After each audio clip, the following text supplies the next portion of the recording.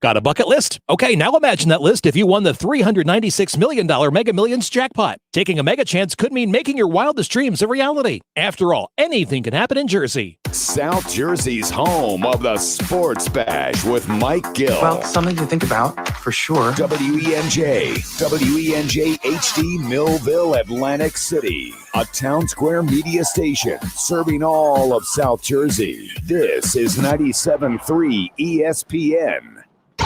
This is Game Night with Josh Hennig on 97.3 ESPN and the free mobile app. Now, live from the Matt Black Kia Studios. What a move! Here's Josh Hennig. The weekend is over, and it's a Monday edition of Game Night on 97.3 ESPN. I am your host, Josh Hennig, hanging out with you, leading you up to Flyers hockey at the top of the hour, the final Flyers home game of the season. Flyers, Devils, one more time tonight, 7 p.m. on 97.3 ESPN. And we're a couple days away from the playoffs, so we'll get to all of that coming up about 20 minutes from now with Scott Laughlin from SiriusXM NHL Radio. To get a little more detail about the state of the NHL as they go into the postseason, the Flyers, and more. Of course, we got to get to some Eagles conversation. We got to get to some Sixers and a little bit of Phillies as well. So make sure you chime in. 609-403-0973 is the text for all of you listening out there on 97.3 ESPN FM and the 97.3 ESPN mobile app powered by First Bank of Seattle City. And we are live on Facebook, YouTube, and Twitter, where you can watch the show as we are live in the Matt Black Kia studios on 97.3 ESPN. Matt Black Kia, they will get you approved today. That's Matt Black Kia in the Black Horse Pike, Egg Harbor Township. Visit them online at mattblackkia.com. You can comment on the stream as you watch on Facebook, YouTube, and Twitter. Enjoying the conversation right here with yours truly, Josh Hennig, here on Game Night on 97.3 ESPN. So, a couple things I want to get to. I will get to the Phillies and Sixers weekends in just a minute. But I want to address first the rigmarole, as I call it, the rumor mill, when it comes to the Eagles. Now, I preface this by saying that I have nothing personal against anybody who wants to run with any story. I don't think that's a problem in and of itself. But let me be frank with you. I've seen today people running with Peter King, saying Peter King reported. Now, that's what people are claiming. People are claiming that Peter King is reporting that the Eagles are interested in Deshaun Watson. First of all, Peter King didn't report that. If you read the Peter King article that he writes every Monday, he's been doing this, whether it's at NBC or SI before that for 3 decades now, that Monday morning column. He wrote that he explained that part of the reason why the Eagles wanted to make the deal with the Dolphins was because they were unsure about Jalen Hurts long-term at quarterback, and they wanted to have the assets available to them to get a quarterback in the future or to potentially get in on the bidding for Deshaun Watson. Now, that is news that was a month ago, 2 months ago. We knew that. If you listen to 97.3 ESPN, if you listen to Mike Gill on the Sports Bash, if you listen to Game Night with Josh Hennig, we addressed this 2 months ago, 1 month ago. This is not news that Peter King is reporting.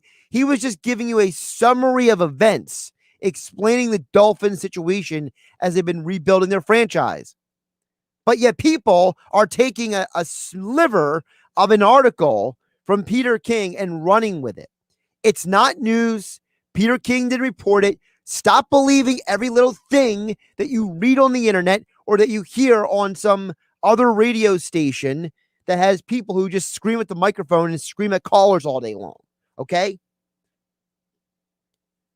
The Eagles' interest in Deshaun Watson is like their interest in everything. They make the call.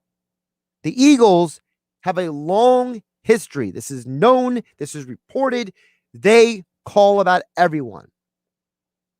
Now, on April 9th, to be very specific about how far back we're going to go here, Sal Paolantonio brought up a very, very astute point on the Sports Bash with Mike Gill about the Eagles when it came to the Deshaun Watson trade rumors.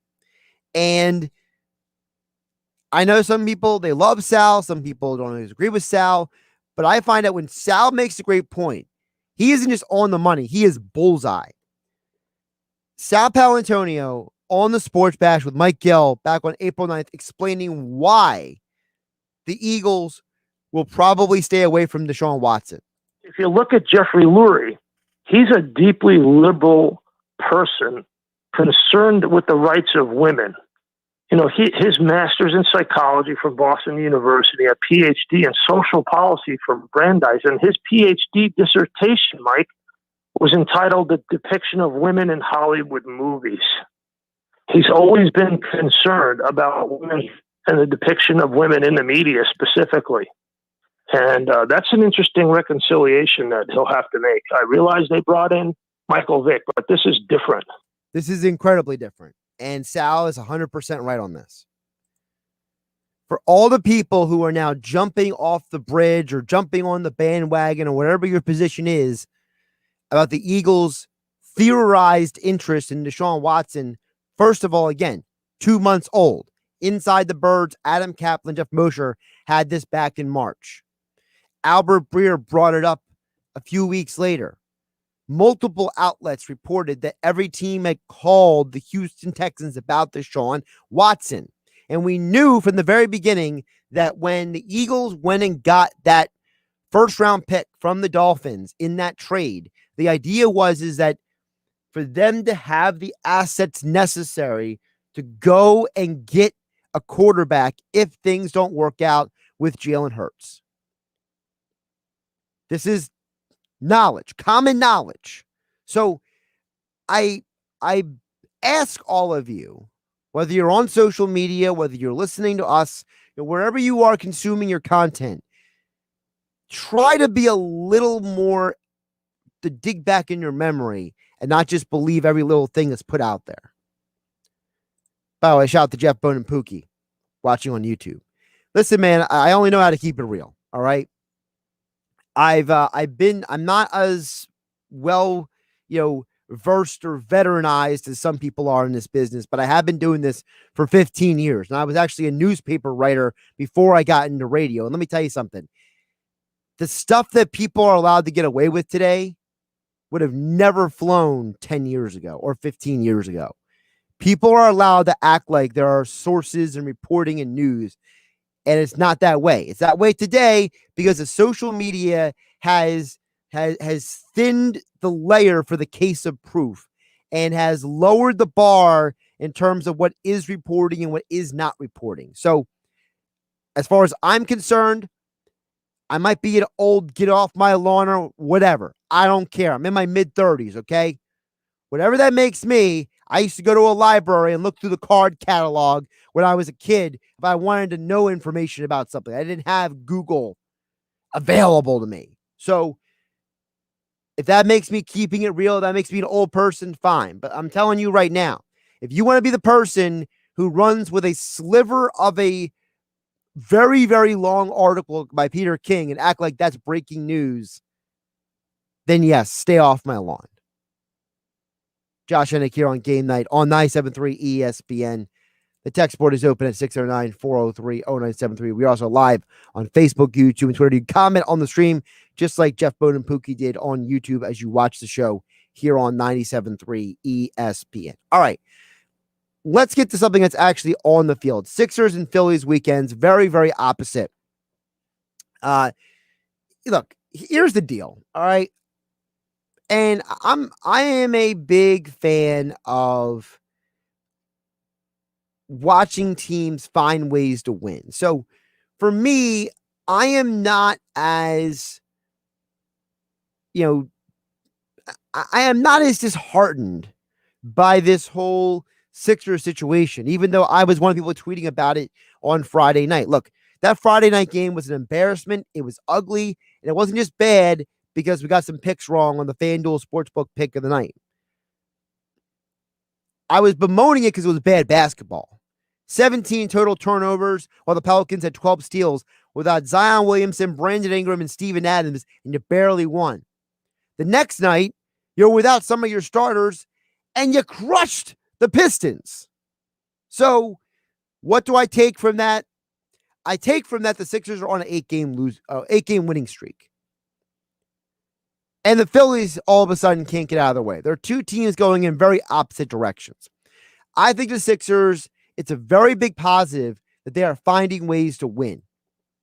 These are games that they would have lost in the past. These are games that this team would have, frankly, found ways to lose in the past. I am just amazed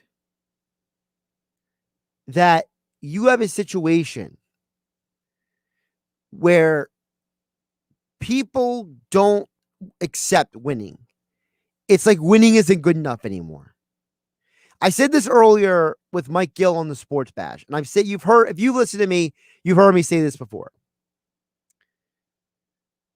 I believe in the mantra of Herm Edwards. I live on the motto and the mantra of Dominic Toretto about winning. You play to win the game, and if it doesn't matter if you win by an inch or a mile, winning is winning. Period. I think so many times as sports analysts like myself, sports fans like we all are, no matter what the team is, no matter what the game is, no matter what the situation is, that we tend to critique every single little thing.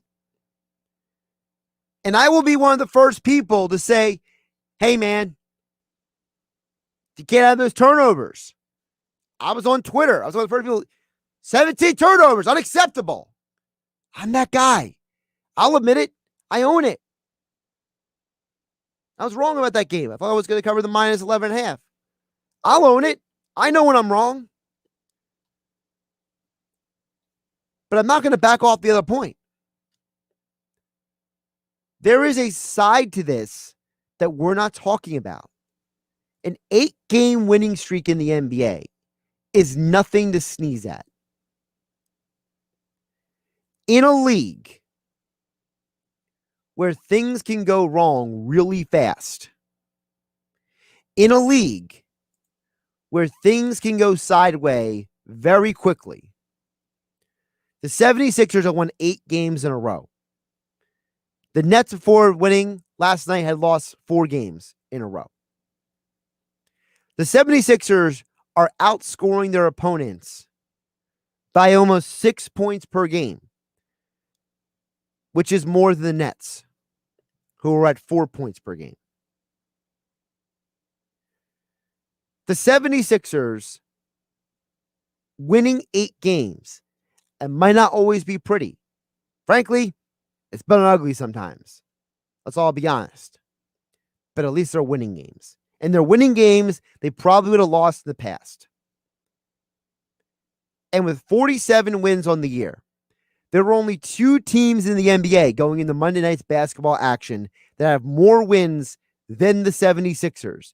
That would be the Utah Jazz and the Phoenix Suns. Not the Clippers, not the Nuggets with the so-called MVP award winner Nikola Jokic. I'm calling him Survivor MVP. He always winning the MVP because the only guy who didn't miss any time this year. Not the Nets. By the way, James Harden, according to reports, looks like he is going to return on Wednesday. We'll see how he looks coming back on Wednesday. I assume he'll look fine because James Harden's a baller, and unlike Kyrie Irving, he always shows up if he can. So, I don't think we get enough credit to the Sixers. And on the flip side, can we be realistic? The Philadelphia Phillies, it's a long season, and it's not going to get any easier. It's not going to get more fun because when you are a team like the Phillies, with Bryce Harper and JT Realmuto and all this talent left and right. And Zach Wheeler just threw a shutout the other night. And you lost 2 games in Atlanta. The one game you should have won on Saturday. And it was like the Sunday game, you were just deflated from the loss the night before. And realistically, the only reason why you're in second place in the National League East is because the Mets have played fewer games. The Mets are 16-13. The Phillies are 18-17. Braves are 17-17. I told you guys for the year that I thought the NL East would only get one team coming out of that division. Because I looked at the West and I thought you're going to have at least 2 teams coming out of the West. And I figured you have 2 teams coming out of the Central. And it's playing out just like I thought. This division is going to just eat itself alive. They're going to cannibalize each other. And if the Phillies hope to come out the last man standing, they got to figure out, 1, their center field situation, and 2, the back end of their bullpen. Because I think it's been proven very effectively that maybe Hector Neris isn't the guy. Is Archie Bradley the guy? I don't know. He's got to come back from the injury first. But if I'm Dave Dombrowski and I'm serious about trying to compete this season, I got to go make some moves sooner than later. I know it's considered taboo to make a move before Memorial Day, but Memorial Day is a couple weeks away. All right? If you're the Phillies, you need to wake up. The inconsistent play is ridiculous.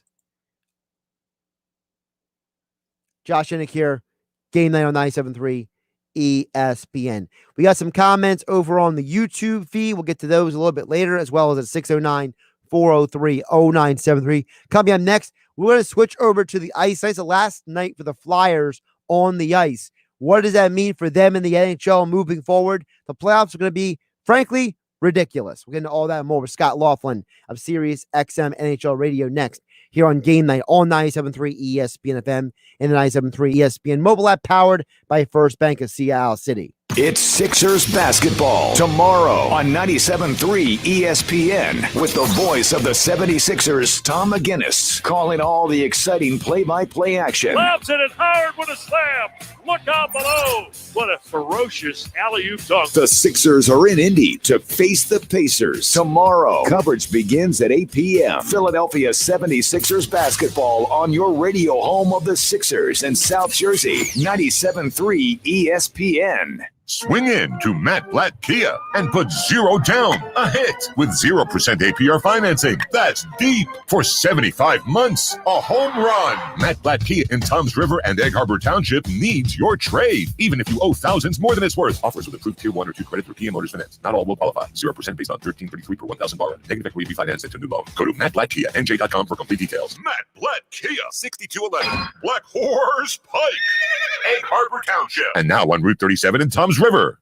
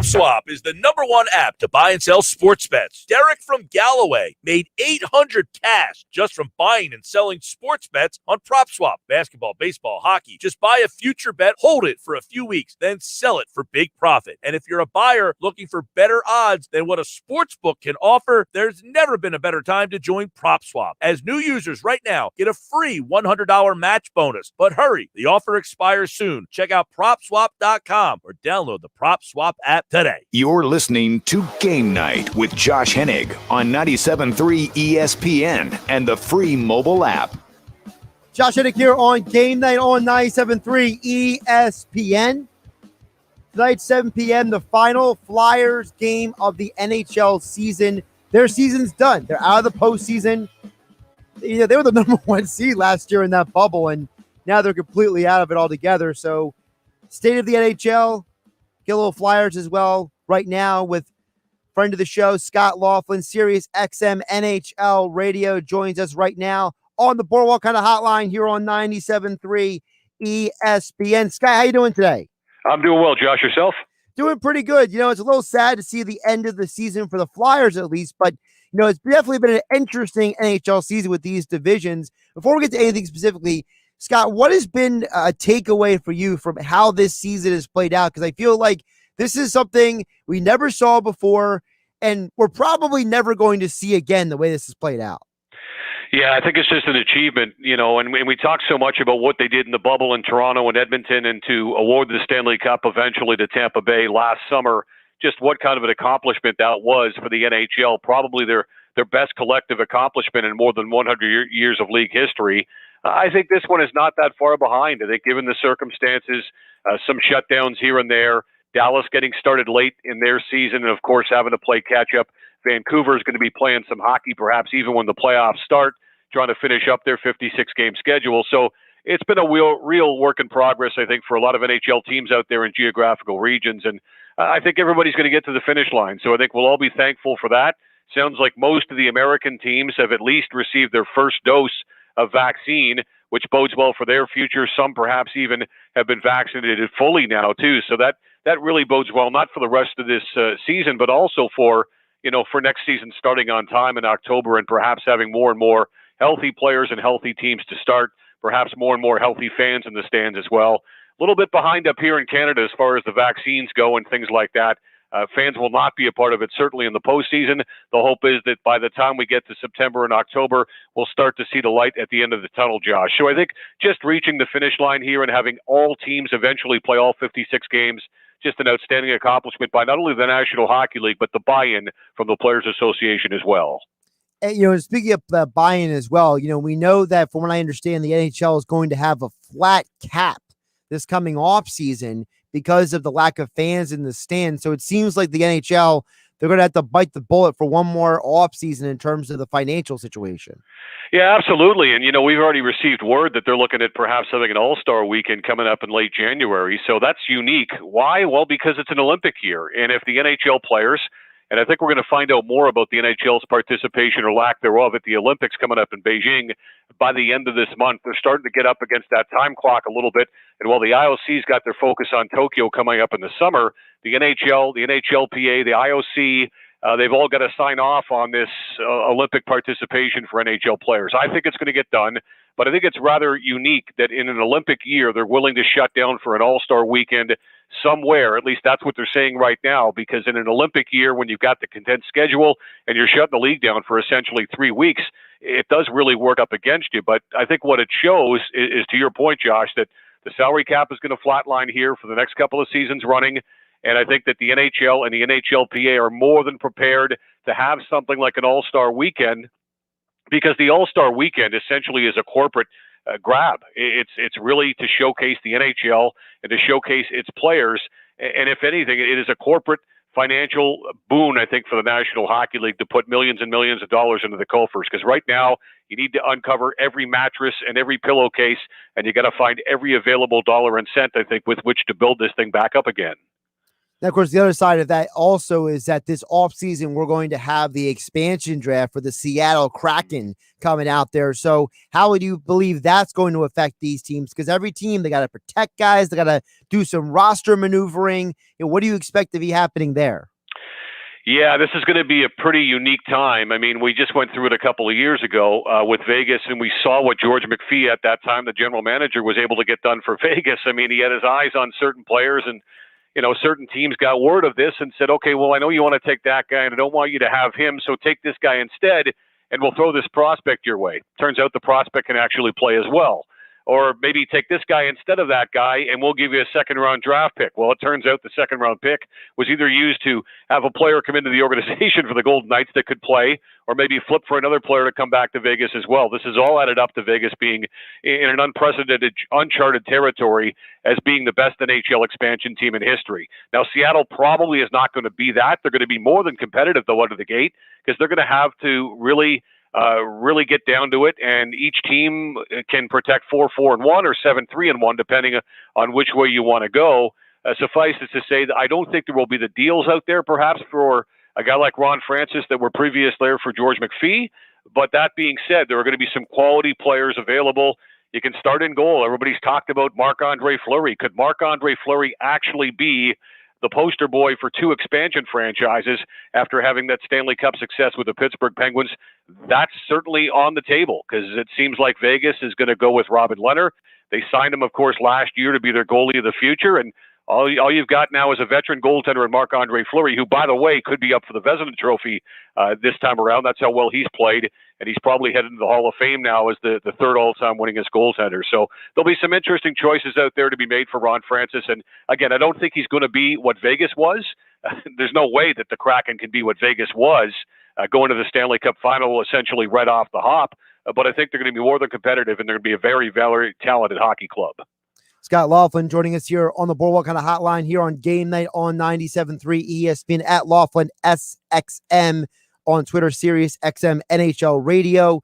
Scott, in this area of Philadelphia, obviously a very disappointing season for the Flyers. A lot of questions about Carter Hart, questions about the roster moving forward. And, there's a lot of people in this area, they don't really know what they want, but they want something done here in Philadelphia. And it seems like we don't really know what that thing is because of how messy these contracts. There's a lot of fat contracts on this Flyers roster. There is, yeah. I think the first thing I would try to address, and again, it's easier said than done, Josh, as you're alluding to with the contracts and such. The first thing I would do if I was Chuck Fletcher is try to build that back end back up again. And, we talked about Matt Niskanen all season long, right? And, I mean, that was a big, big loss for the Philadelphia Flyers. That being said, maybe the problems defensively run a lot more deep than just losing Matt Niskanen to the unexpected retirement at the end of last season. This is a team that defensively just was not good enough. And Alain Vigneault, in years gone by with the Rangers and Canucks and the Montreal Canadiens and teams that he's coached along the way, one of the calling cards for AV was the fact that his teams were very responsible defensively. That wasn't certainly the case this season with Philadelphia. So you got to solidify the back end, I think, somehow, some way, find a way to make that work. Maybe it's moving somebody out up front, perhaps to get somebody on the back end to bolster it a little bit, because the scoring chances the Flyers gave up this season were just like night and day compared to what they did last season. I also think, obviously, Carter Hart I don't think he digressed like some want to think, but he kind of plateaued this season at an age where, quite frankly, you didn't expect him to plateau. So I think that this offseason will be key for Carter Hart. They got to get him back on the beam. They've got to restore that young man with confidence between the pipes. And I think that the first step in doing that is to bolster the back end and to find some defensive depth somehow, some way. I don't think Matt Niskanen's walking through that door anytime soon. I think he's quite happy fishing back in Minnesota. But the reality is that the defensive deficiencies were not there last year. This season they were. And I think that's the first step to turning around the Philadelphia Flyers. You mentioned Vigneault. I got to ask you about AV. It's very weird right now because there's no conjecture from anybody in Philadelphia or who covers the team, but there was this random New York Post article a couple of weeks ago saying how Vigneault might be in trouble, and everyone's like, well, where did that come from? The Post basically conjecturing that what happened in New York is happening in Philadelphia. From your perspective, should AV be in trouble at all? Or do you feel like this is a throwaway season? No, I think that he comes back for another season. I think he and Chuck are the tandem for at least one more season. Now, that being said, if you have a repeat next season as to what went down this season, even during the case of a 56-game schedule, even Josh, in the case of battling all the COVID and the testing and all that stuff that went on there beyond just playing the games themselves, well, then I think it's a different conversation entirely. But I think with his track record, based upon what he's done, at least when he first got there as well, with the optimism that was provided, I think he should be back for one more season in Philadelphia. I know it sometimes when you're looking to get things turned around, it's not what fans exactly want to hear. You know, they want immediacy. They want change. They want to make things happen tomorrow, of course. And, you know, again, with what happened in New York last week, which was shocking to everybody out there, I think, for the most part, to see an impulsive owner react the way that he did, I think anything's possible, I guess. I just see the Philadelphia Flyers and Dave Scott and company having a little bit more patience with this situation, and I think that'd be the right move here to bring the general manager and the head coach back, at least for one more season as a tandem. Scott, one of the guys that I keep looking at with a not really a side eye, but I'm very curious about is his future is Jake Voracek. And, you know, I keep asking the question, you know, either out loud or to myself about, you know, we've seen in the NHL, there have been trades where, you know, teams trade bad contracts. You take my bad contract, I take your bad contract. I feel like Voracek has just been here too long, and I think that it might just be time to move on. Is there potentially a team out there that would be able to make that deal? Is there a team that you could foresee saying, yeah, I'll trade you my bad contract for Jake Voracek and his contract? Yeah, I'm just trying to think, Josh, of another bad contract that could be sent back that way. I guess if we look hard enough and overturn the stones, we could probably find one. But I don't disagree with you. Jake Voracek has been in Philadelphia a long, long time, and I think he and Claude Giroux have kind of been attached at the hip for so many seasons now. And again, Claude Giroux seems to be the type of guy that's going to play throughout in Philadelphia and probably end his career with the Flyers, barring something totally unforeseen. So I could see Voracek perhaps being a guy that they could move. Again, the numbers have to add up, to your point. I mean, it's a tough cap situation right now. And when you've got a guy that's underachieving, that's coming off a down season or so, I think you need to make sure that you dot the I's and cross the T's as far as what the numbers add up to at the end of the day. So I'm not sure where that right place would be. Who knows? Maybe it's Columbus again. I'm not sure. They've got some changes going on there, obviously, with John Tortorella going out and the new head coach coming in. Yarmo's got some decisions to make. First and foremost, what does he do about his goaltending in Columbus? What do they do about Seth Jones? Can they get him extended on a Victor Hedman type contract this upcoming season and off season anyway? So I don't know. Maybe that's a place, a landing spot in a return there. But beyond that, though, obviously, yeah, the numbers have to add up, and somebody's got to be willing to take on that contract. Look, we know Arizona's done it before. Maybe they can do it again. Arizona is indicating that they're probably going younger and younger, perhaps even with a younger head coach now that Rick Tocchet is leaving the Coyotes organization as well. And maybe that's an organization that in the past has, you know, brought on contracts like Pavel Datsyuk and Chris Pronger, even though they weren't even playing in the league anymore, and they incorporated that financial hit. Maybe Arizona's the type of situation like that where they could reap the benefits of a veteran player like Jake Voracek. Scott Laughlin, SiriusXM NHL Radio, joining us here on Game Night on 97.3 ESPN at Laughlin SXM on Twitter. Scott, you mentioned Claude Giroux, and I want to ask you this question because you've been covering the sport for a long time. You've seen the ebb and flows of this sport, and to me, and listen, I'm not a Claude Giroux hater. There are legitimate Claude Giroux haters in this area. But for me, you know, I look at him and I just have to wonder, has he been the captain too long? Is there an expiration date on captaincy for players like Claude Giroux who are very good players, but you can't really put the label of great on their career? It's a good question. I think that within the room itself, it feels like he still has the respect of his teammates, and he's never lost that along the way. We've seen situations, Josh, where guys get the C taken off their sweater. Joe Thornton and Patrick Marleau come to mind when it comes to San Jose in the leadership that they once had. And, of course, Patrick Marleau is going to wrap up his career, looks like, with the San Jose Sharks as the all-time games played leader. So it's happened before. I think, you know, usually when a guy is wearing the C, chances are he leaves with the C on his sweater and passes it on to the next guy in line. Either that or he ends up getting traded. And I don't see him getting traded at this stage of his career. So it always seemed to me, and we can think what we want from the outside, it always seemed to me, being around these guys, being around the teams, that he did still have that respect from his teammates. I'm not sure that he's ever lost that, despite the fact that, as you say, he's been scrutinized here. And I mean, heck, after the season the Flyers had, the way that things have finished up here in the past 6 or 7 weeks, I mean, everybody's sort of under the microscope right now, and he's right there at the top of the heap. So I think he's going to end his career with Philadelphia. I think he's going to end his career as the captain, and at some point he'll pass on that seat to one of the younger players. Scott, a player that's not on the Flyers, but it's becoming more and more of a conversational point in this area is a local guy, Johnny Gaudreau, up there in Calgary. What do you think his future is up there? Because, you know, Calgary, let's be realistic, they underachieved greatly. They even fired a coach in the middle of the season, hoping that would change things, and they're still pretty much mathematically, they're almost eliminated at this point. So, you know, what do you think the future holds for Johnny Hockey over there? Yeah, I think he's done. I think he's moving on. And it's long been rumored, of course, that he wants to get back playing closer to home, whether it's for the Flyers or the Devils or anybody like that, that's always sort of been the quiet secret out there, that eventually, whether it's via free agency or whether it's via trade, he'll find himself playing back closer to home. So we'll see how that goes this offseason. But I think that Calgary missing the playoffs here, and look, going into tonight, Montreal needs just all of 1 point against Edmonton in the next 2 games to put a wrap on a playoff spot. And therefore, Calgary, regardless of what they would do in their final 4 games against the Vancouver Canucks, it'd be kind of moot. It'd be relevant at that point.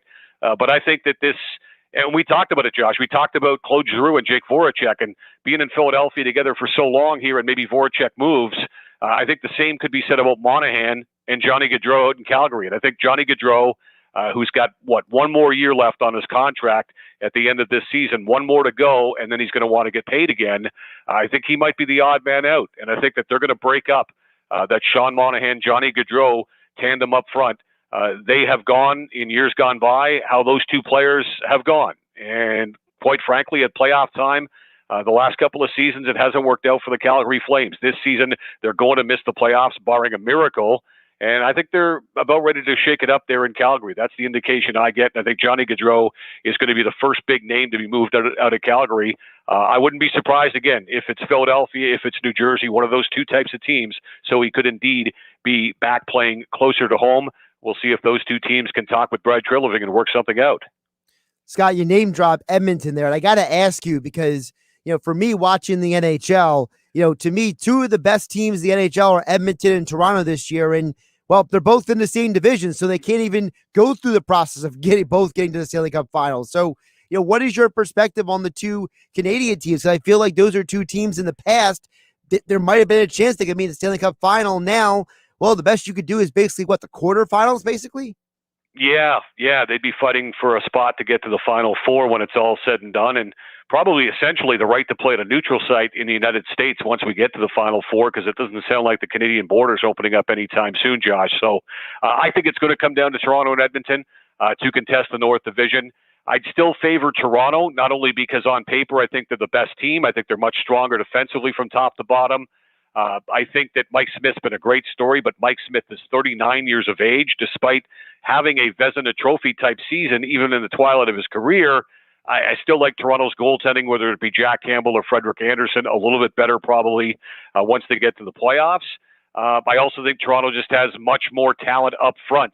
And that's saying something, because Edmonton might boast the best 2 players in the league right now in Connor McDavid, obviously, and Leon Draisaitl, his running man. And I think that Toronto proved something earlier this season when they went out to Edmonton, and in 3 straight games out there at Rogers Place, they beat the Oilers 3 straight times. They shut them out twice. They outscored them 11-1 in the process. And to boot, they controlled Draisaitl and they controlled McDavid, you know, unlike many teams have ever done before. So that's still fresh in my mind as to what happened earlier this season. So regardless of this historic tear that number 97 has been on, and it has been impressive, right? 100 points in 53 games. That is Lemieux-like. That is Gretzky-like. That is historic, especially given the circumstances of this season and all that it has entailed, of course. I still think that when push comes to shove, Toronto had that recipe. They had a formula to beat Edmonton earlier this season. They've won the season series decisively, and I think that that is something that we can read into when we look to the North Division Final, which I think is going to be the Leafs and the Edmonton Oilers.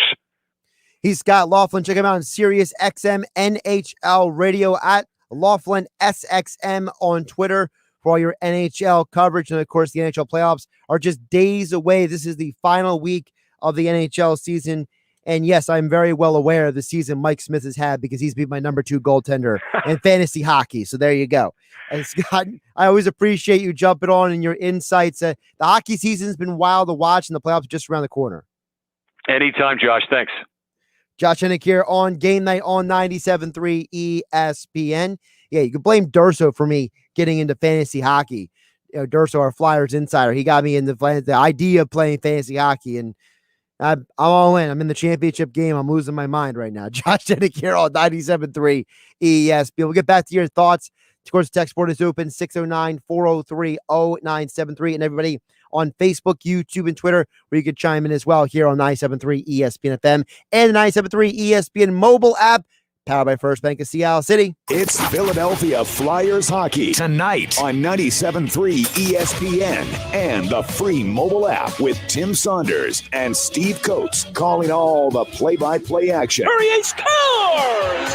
Tic-tac-toe passing. The Flyers host the New Jersey Devils tonight. Coverage begins at 7 p.m. It's Philadelphia Flyers hockey on the radio home of the Flyers in South Jersey, 97.3 ESPN. Swing in to Matt Blatt Kia and put 0 down. A hit with 0% APR financing. That's deep for 75 months. A home run. Don't get fooled by a bad pitch. Matt Blatt Kia in Toms River and Egg Harbor Township needs your trade, even if you owe thousands more than it's worth. So get out of that old car you hate and get the credit you deserve with 0 down payment and 0% APR financing available for up to 75 months on every new 2021 Kia Sportage in stock, or get a $2,500 consumer rebate only at Matt Blatt Kia. We want to get you approved today, and you can't make a mistake with our 4-day love it or leave it return policy. Come in today or visit us online because it's gotta be a Matt Blatt Kia. Offers with approved Tier 1 or 2 credit through PM Motors Finance. Not all will qualify. 0% based on $13.33 per 1,000 borrowed. Negative equity refinanced into new loan. Go to mattblattkianj.com for complete details. Matt Blatt Kia, 6211 Black Horse Pike, Egg Harbor Township, and now on Route 37 in Toms River.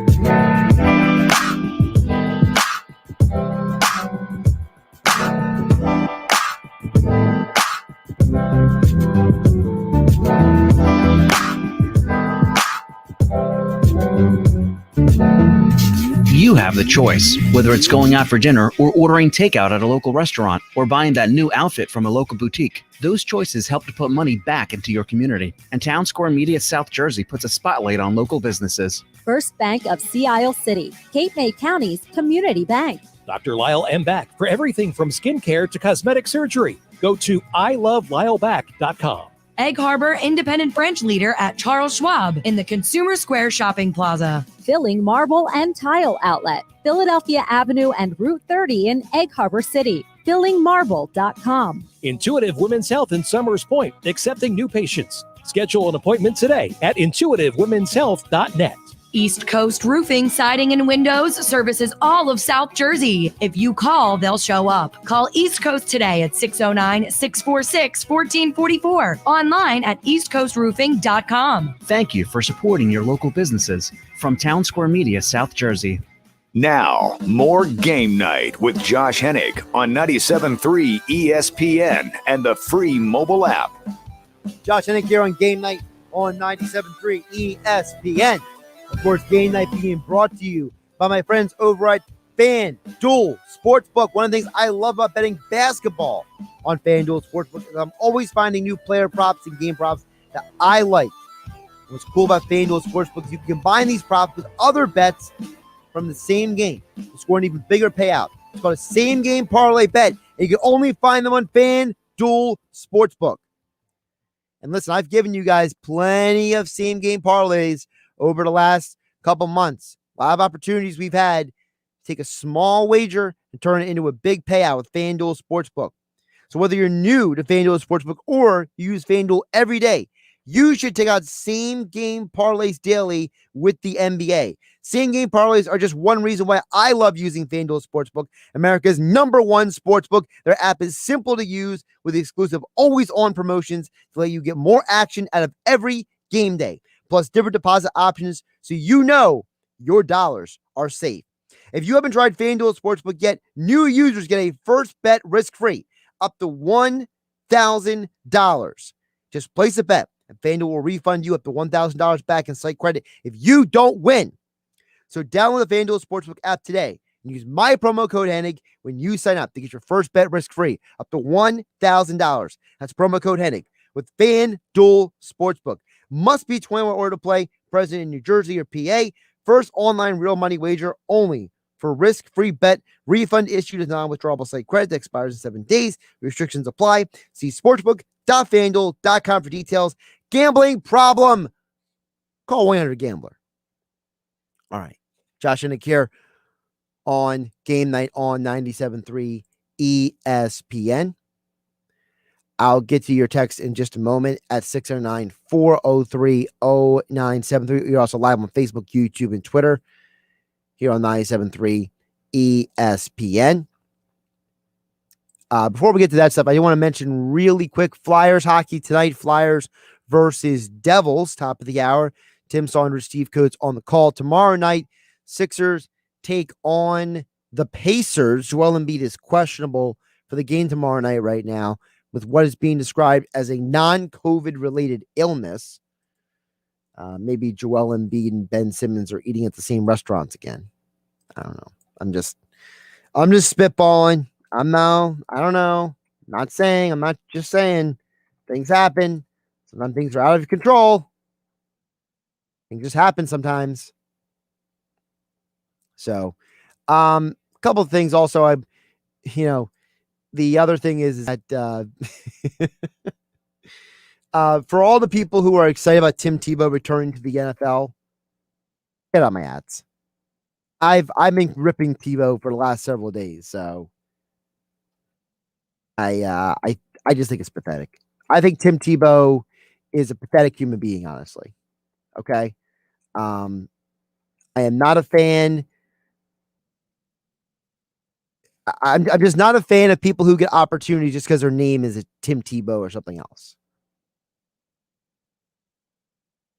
I think that Tim Tebow is someone that has gotten the opportunities he's gotten because his name is Tim Tebow. There are people in media, there are people in sports who they've worked their tail off their entire lives for jobs and opportunities. And Tim Tebow is stealing those jobs and opportunities from them because his name is Tebow. Tebow has never really earned almost anything in his life. Did you know they changed the laws for high school players in his home state so he could play football? It wasn't because he was homeschooled. That's a little lie that people like to put out there. Oh, they were against homeschoolers. No. Had to do with the grades. They couldn't verify what grade he was in. So they changed the rules because he was such a megastar even in high school. They had to find a way to get him on the football team. The dude has literally had his entire life handed to him.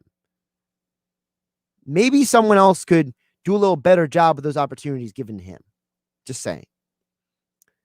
By the way, our own Kevin Durso is watching on the YouTube stream. Says, getting Josh into fantasy hockey may be my greatest accomplishment of this season. Listen, Durso, I'm in the championship game and it's all your fault. All right. It's all your fault. We're going to blame Durso for this. The sports geek has crossed into the dark side. I'm now fantasy sports on all fronts: football, basketball, baseball, and hockey. And right now, I just finished my fantasy basketball season, 3rd place, by the way, not bad.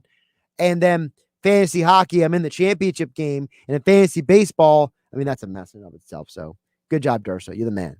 Durso is the man, by the way. Follow him, Kevin_Durso on Twitter for all your Flyers and NHL coverage.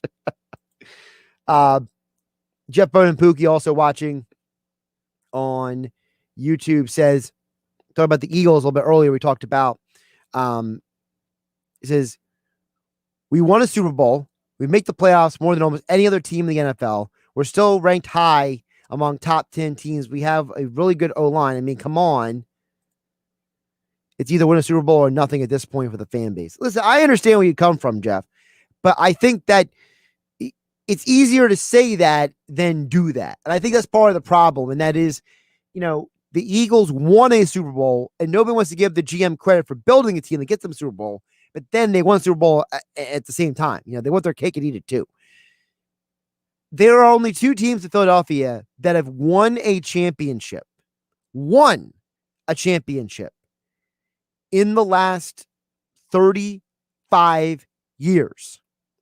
The Phillies and the Eagles. They're also the only 2 teams that have been to their respective championship games multiple times in the last 20 years. Sixers have been once. Flyers have been once. So, listen, there's something said about the fact of that consistency. The consistency puts you in the opportunity to get there each and every time. 609-403-0973.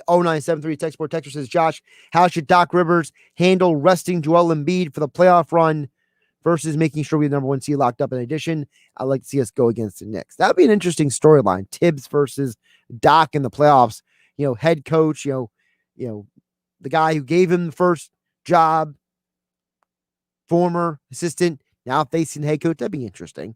How should they handle it? They should handle it with what they're calling old school load management. Doc Rivers calls it old school load management. We're going to play Joel Embiid for the entire game. He tries to mess him as many minutes as possible in the game. Now, he may not be able to play tomorrow. I don't know what's going on with this non-COVID related illness, but the magic number is 2. They got to win 2 more games. They lock up the number 1 seed. So, in my opinion, if they lock up the number 1 seed, they can get it done and over with. Let's get one more comment in here on YouTube. Jay, watching on YouTube, says, hey, Josh, what is your percentage on us grabbing a cornerback post June 1st?